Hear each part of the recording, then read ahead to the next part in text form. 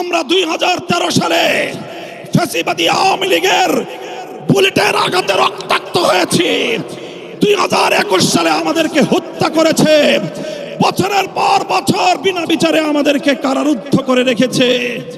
সেই সন্ত্রাসী সংগঠন আওয়ামী লীগকে আবার বাংলাদেশের রাজনীতিতে যদি পুনর্বাসন করবার কোন দুঃস্বপ্ন কেউ দেখেন, তাহলে আমরা পরিষ্কার ভাষায় বলে দেই, তার সঙ্গে আমরা আওয়ামী লীগের চেয়ে ভিন্ন কোনো আচরণ করব না।